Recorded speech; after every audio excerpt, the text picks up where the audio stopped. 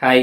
நம்ம இன்றைக்கி ஒரு கோயில் போகிறோம். அது என்ன கோயில்னு பார்த்தீங்கன்னா, கோயம்புத்தூர்லேருந்து பாலக்காடு போகிற வழியில் ஒரு பெரிய நந்தி கோயில் ஒன்று இருக்குங்க.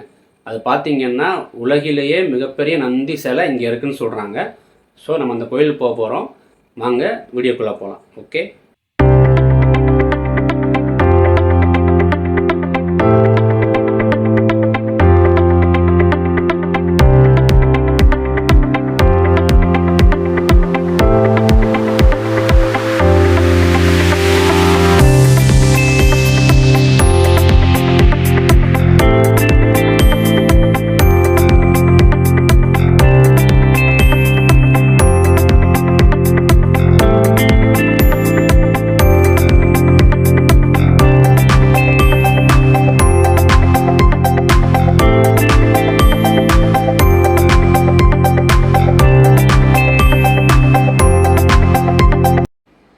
நம்ம இப்போ அந்த கோயிலுக்கு வந்துட்டோம்.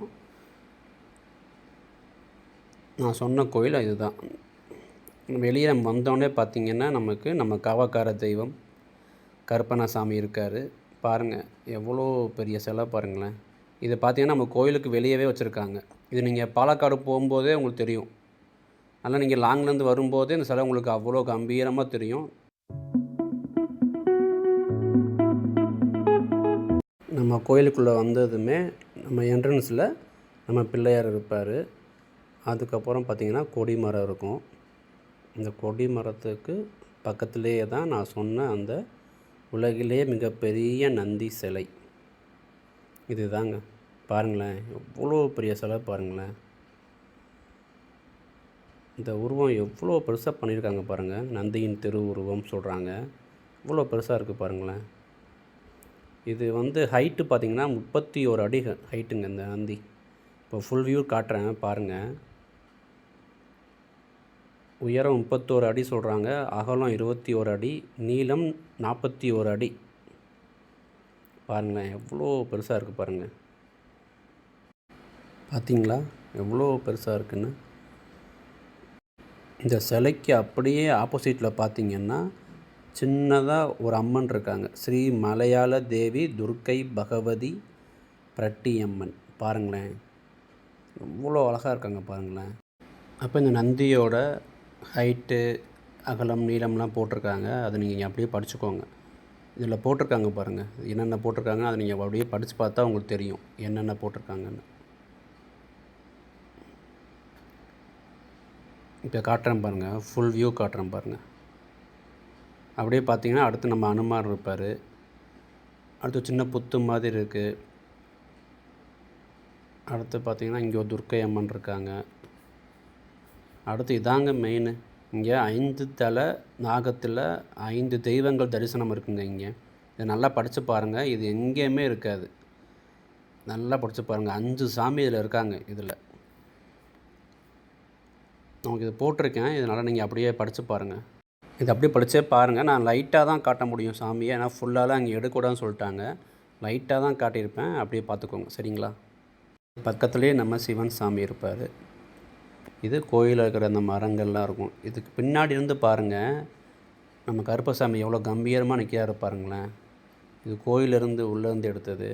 எவ்வளோ சூப்பராக இருக்குது பாருங்கள். அடுத்து இங்கே பார்த்தீங்கன்னா பைரவர் சிலை இருக்குங்க. இந்த சிலைக்கு அவ்வளோ இதில் போட்டிருக்காங்க. இதுவும் நீங்கள் அப்படியே படித்து பாருங்கள். நம்ம ஒவ்வொரு ராசிக்கு தகுந்த மாதிரி போட்டிருப்பாங்க.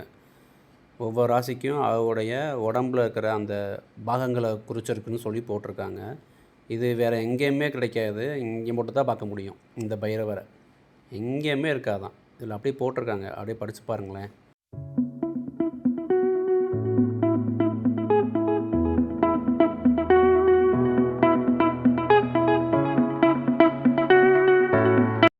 அடுத்த சாமி சனீஸ்வரன் இருக்கார். அடுத்து ஐயப்பன் இருக்கார். அது பக்கத்துலேயே பார்த்திங்கன்னா நம்ம முருகன் இருப்பார். இப்போ இந்த பக்கம் பாருங்கள். சிலையை காட்டுறேன் பாருங்கள்.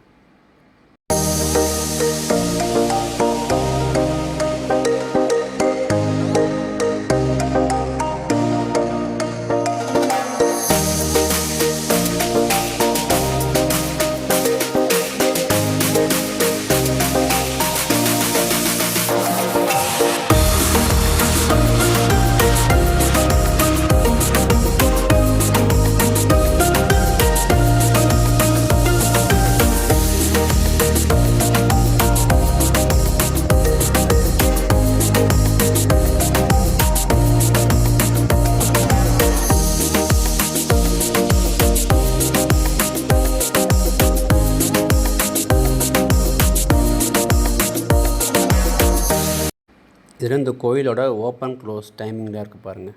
காலைல எத்தனை மணிக்கு பூஜை ஆரம்பிக்கிறாங்க, நைட்டு எத்தனை மணிக்கு நடை அடைக்கிறாங்க முதற்கொண்டு எல்லாமே இதில் போட்டிருக்காங்க. இதை அப்படியே பார்த்துக்கோங்க.